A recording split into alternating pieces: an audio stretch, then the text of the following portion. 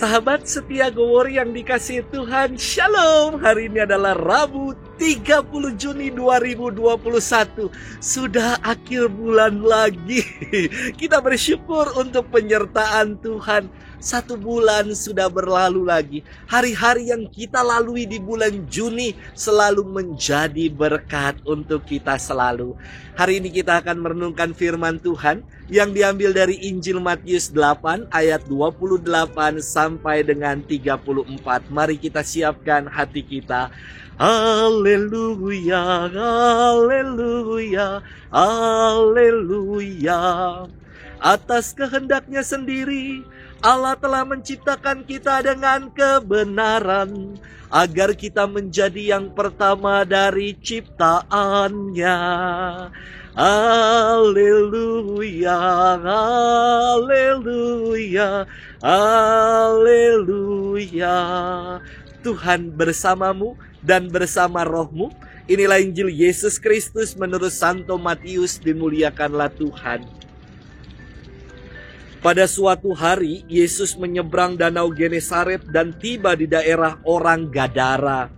Maka datanglah dari pekuburan 2 orang yang kerasukan setan menemui dia.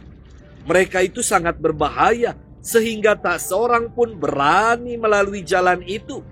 Dan mereka ini pun berteriak katanya, "Apakah urusanmu dengan kami, hai anak Allah?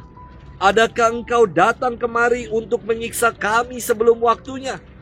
Tidak jauh dari mereka ada sejumlah besar babi yang sedang mencari makan. Maka setan-setan itu meminta kepada Yesus, katanya, "Jika engkau mengusir kami, suruhlah kami pindah ke dalam kawanan babi itu." Maka Yesus berkata kepada mereka, "Pergilah." Lalu keluarlah mereka dan masuk ke dalam babi-babi itu. Maka terjunlah seluruh kawanan babi itu dari tepi jurang ke dalam danau dan mati di dalam air. Para penjaga babi lari, dan setibanya di kota mereka menceritakan segala sesuatu juga tentang 2 orang yang kerasukan itu. Maka keluarlah seluruh kota mendapatkan Yesus, dan setelah berjumpa dengan dia, mereka mendesak supaya ia meninggalkan daerah mereka. Demikianlah Injil Tuhan, terpujilah Kristus. Sahabat setia Gowor yang dikasihi Tuhan, Shalom untuk kita semua. Suatu kali saya nonton acara Kick Andy. Dalam episode itu menampilkan cerita dari seorang ibu bernama Vera Menajang yang melayani kaum perempuan yang memiliki gangguan kejiwaan. Mengapa hanya kaum perempuan? Karena perempuan lebih rentan bahaya dan butuh perlindungan, tutur Ibu Vera yang menjadi ketua Yayasan Gerasa, Gerakan Asih Abadi.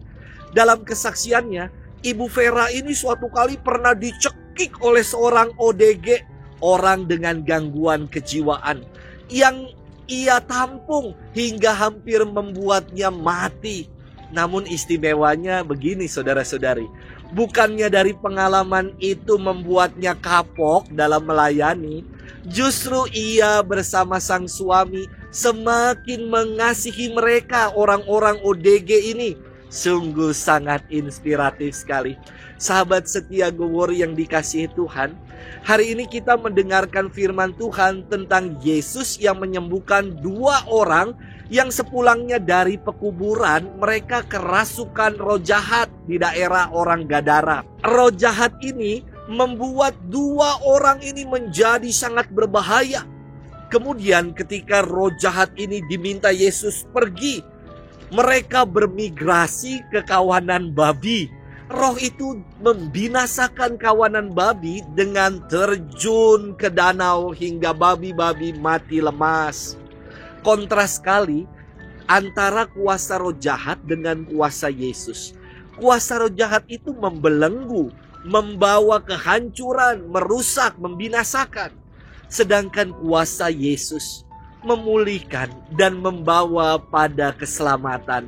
Yesus menyembuhkan orang yang dirasuki roh jahat itu hingga mereka kembali waras.